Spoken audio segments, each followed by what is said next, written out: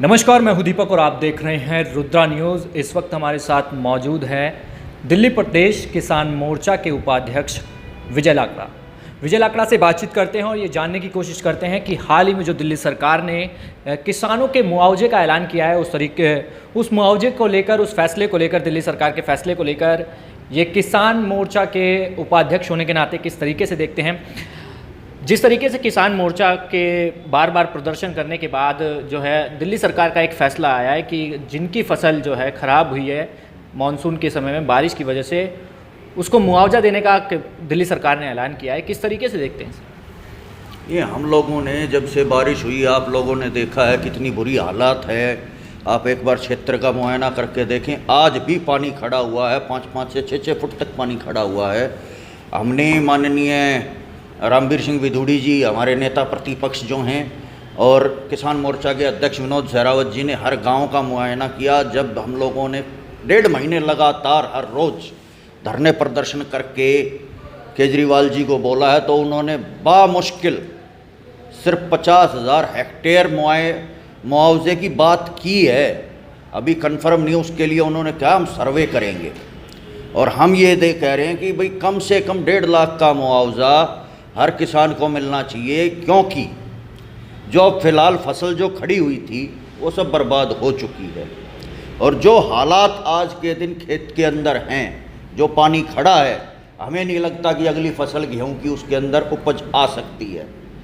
पैदावार नहीं होगी, 2 फसलें किसान की बर्बाद हो गई हैं, तो एकड़ के हिसाब से कम 1.5 लाख रुपए का मुआवजा केजरीवाल सरकार को किसानों को देना चाहिए। क्या लगता है कि किसानों ने कहीं ना कहीं चुनावी स्टंट भी देखा जा सकता है, क्योंकि निगम के चुनाव काफ़ी करीब है दिल्ली में? कोशिश तो उनकी यही है, लेकिन हम लोगों ने जो उनके ऊपर प्रेशर डाला है, हमारी तरफ से तो पूरी कोशिश यही है कि हर किसान को उसका हक मिलना चाहिए। हम कोई राजनीति नहीं कर रहे हैं इसके अंदर। वो राजनीति कर रहा है क्योंकि अगर जो उसे देना है तो तुरंत क्यों नहीं दे रहा हो कि भाई ठीक है मैं मुआवजा देता हूँ किसान को। वो सर्वे का ड्रामा और कई ड्रामे कर रहा है, मैं सर्वे करूँगा, ये करूँगा, वो करूँगा। और 50,000 हेक्टेयर यानी कि 2.5 एकड़ का 20,000 रुपये एकड़ का मिलेगा। किसान कैसे उसको कर पाएगा? आप खुद सोच के देखिए। उसमें बीज का खर्चा, बुआई का खर्चा, जुताई का खर्चा है, यंत्रों का खर्चा है, बिजली का खर्चा, कितने खर्चे नहीं होते। घर से पैसा देगा किसान तो भी उसके पूरे नहीं होते। तो ये सब इसका चुनावी स्टंट है, लेकिन हमारी कोशिश है जो इसने कहा है कम से कम हम उससे तो उस मांग को तो पूरा करवाएंगे। और किसान मोर्चा लगा रहेगा, पूरी कोशिश करता रहेगा कि हर किसान को कम से कम 1.5 लाख का मुआवजा ये दे।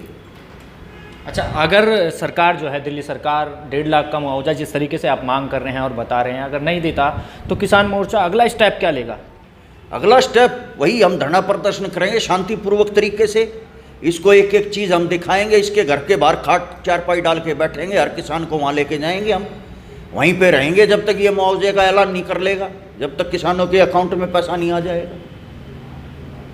अच्छा, एक किसान आंदोलन जो है अपने आप में काफ़ी समय से चल रहा है, और अब कुछ दिन पहले ही कल से जो है गाजीपुर बॉर्डर है कहीं ना कहीं हटाने की कवायद भी जारी है, कहीं ना कहीं रास्तों को खुलवाने की कवायद जारी है। तो ऐसे में किसानों को क्या मैसेज देना चाहेंगे? किसान बार बार अपने 3 कृषि कानूनों को लगातार लेकर प्रदर्शन पर बैठे हुए हैं, और अब जो एक साइड का रास्ता है कहीं ना कहीं खोल दिया है। पुलिस की कवायद भी जारी है, सरकार की कवायद भी जारी है, और इसमें सुप्रीम कोर्ट ने भी दखल दे दिया है।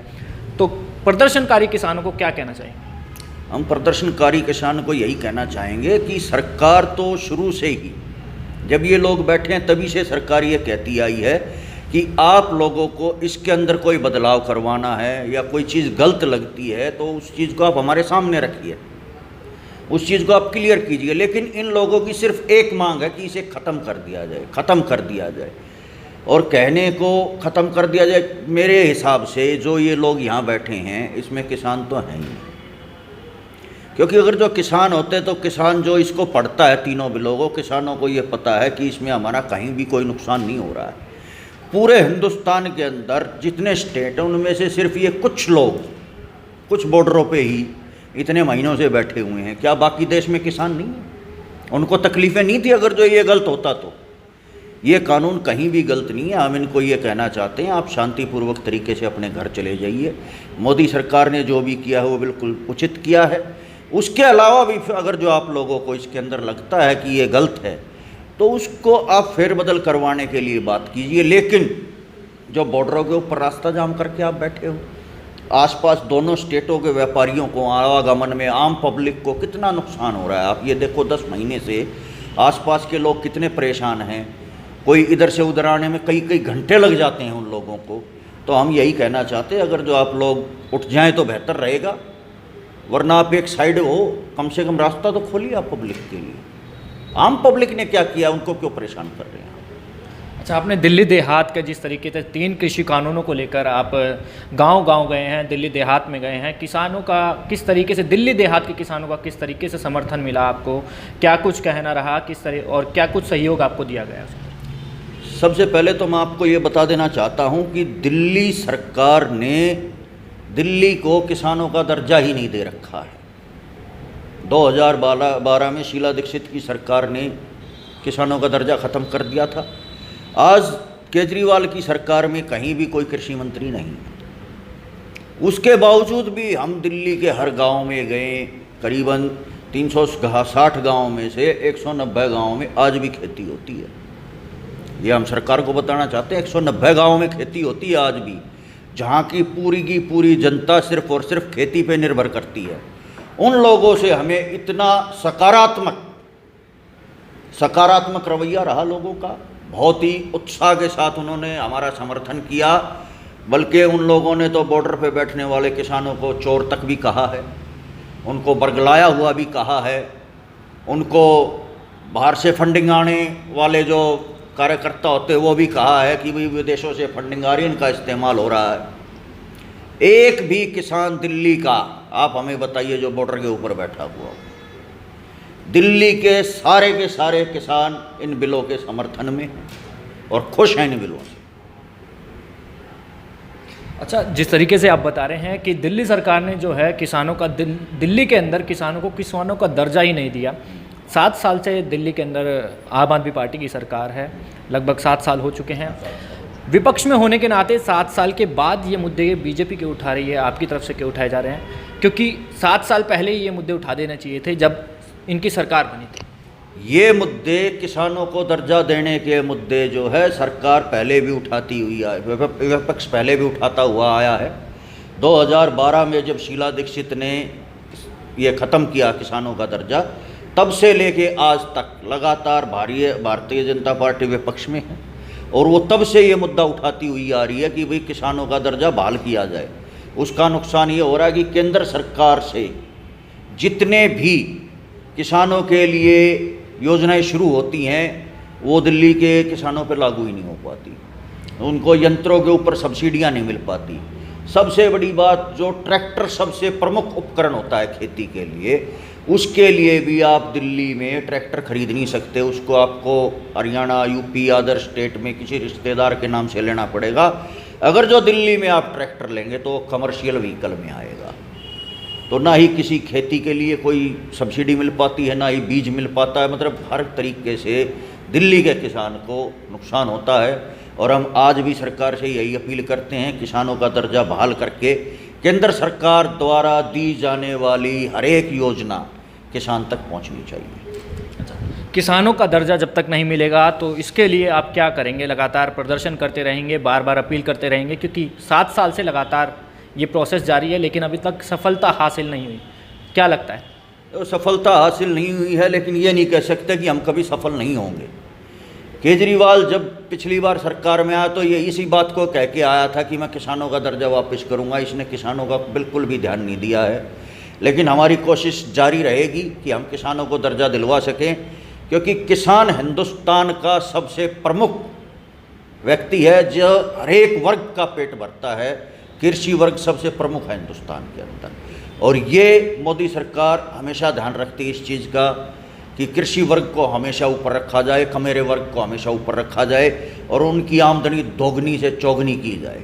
और इसीलिए ये कानून बनाए गए थे कि भी आमदनी दोगुनी होगी, चौगुनी होगी किसानों की। मोदी सरकार जब आई थी तब से लेके अब तक आप एमएसपी देख सकते हैं, गेहूं का रेट भी बढ़ा है, दालों के रेट दुगने तिगने हो चुके हैं, हर चीज़ का रेट बढ़ा है। तो किसानों को फ़ायदा हुआ जब भी तो बढ़ रहा है ना। अच्छा, पंजाब के अंदर अभी हाल ही के अंदर पंजाब में केजरीवाल ने दावा कर दिया है कि सरकार बनते ही हम सभी किसानों को मुआवजा देंगे और किसी को भी आत्महत्या करने की ज़रूरत नहीं है। इसको किस तरीके से देखते हैं, क्योंकि पंजाब में जो चुनाव है काफ़ी करीब है, कहीं ना कहीं चुनाव को देखते हुए ऐसा फैसला तो नहीं लिया गया? चुनाव को देखते हुए स्टंट है उसका। अगर जो उसको, जब दिल्ली में उसकी सरकार है, यहाँ मुआवजा नहीं दे रहा है और वहाँ जाके ऐलान कर रहा है कि मैं मुआवजा दूंगा, यहाँ पे दिल्ली में क्यों नहीं देता? यहाँ किसान नहीं है क्या? यहाँ पहले किसान है, यहाँ दो, उसके बाद वहाँ दिखाओ उनको जाके। ये टोटली चुनावी स्टंट है उसका। यहाँ से पहले दिल्ली वालों को बहलाया है और वहाँ जाके उनको वर्गला रहा है। तो ये थे दिल्ली प्रदेश किसान मोर्चा के उपाध्यक्ष विजय लाकड़ा, जिनका साफ तौर पर कहना है कि किसानों को लेकर आम आदमी पार्टी लगातार राजनीति कर रही है और जो मुआवजे का ऐलान केजरीवाल सरकार द्वारा दिल्ली के अंदर किया गया है और पंजाब में भी हाल ही में ये दावा किया गया है कि पंजाब के अंदर सरकार बनते ही किसानों को मुआवजा दिया जाएगा। इनका साफ तौर पर कहना है कि ये फैसले चुनावी स्टंट हो सकते हैं और चुनावी स्टंट है क्योंकि पंजाब के अंदर और दिल्ली के अंदर निगम के चुनाव जो है, दिल्ली के अंदर निगम के चुनाव काफ़ी करीब है और पंजाब के अंदर अभी विधानसभा चुनाव काफ़ी करीब है, जिसको देखते हुए ये फैसले लिए गए हैं और ये चुनावी स्टंट साबित हो सकते हैं। कैमरा पर्सन राहुल के साथ दीपक, रुद्रा न्यूज़।